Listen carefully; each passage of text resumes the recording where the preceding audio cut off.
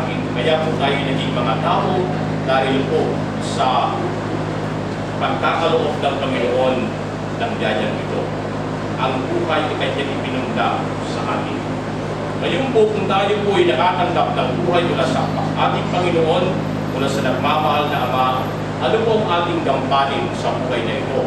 Ang ating pong gampanin ay kung paano po tayo magiging daan din na magpapala ng Diyos sa ating kapwa at hindi lamang sa ating sarili. Kaya po sa diwang iyan, tayo po ay nagpapasalamat sa biyaya ng isang tao, the gift of person, na kung saan iyan po ay nagampanan ng ating kapatid na si Albino sa kanyang pagkalampay, paglilingkod sa upasan na kung saan sa tinawag ng ating Panginoon. Ang ating tinatawag ng upasan niya po ay hango doon sa mga misyon ng mga apostles. They are called to work in the vineyard of the Lord. At ano po yung upasan na yan na kanya pong pinapalalas ng ating kapatid na si Albino? Iyan po ang propisyon ng pagsusundalo na kung saan kanyang ipahayag ang kadakilaan ng Panginoon. Kaya po sa diwa ng ating Ebanghelyo sa ngayon, ang ating Panginoon may katiyakan na kanyang ipinagkaloob sa mga sumusunod sa Kanya. May buong puok, may silid sa Kanyang kaharian.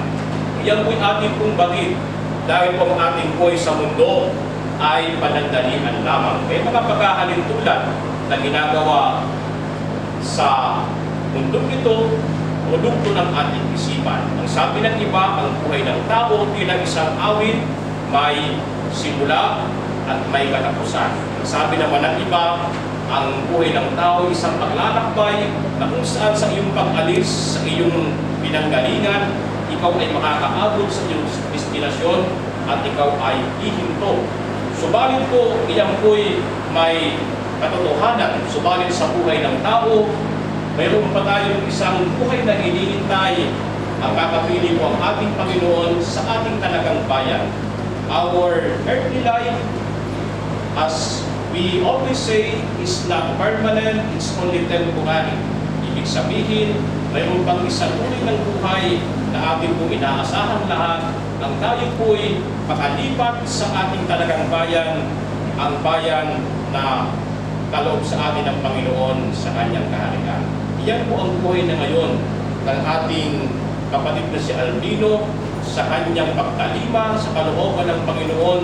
May nakikita na gantimpala at iyan po ang ating tahanan sa kabilang buhay na kung saan ang buhay po hindi na magwawakas, kundi po ang buhay ganap na sa piling ng ating Panginoon.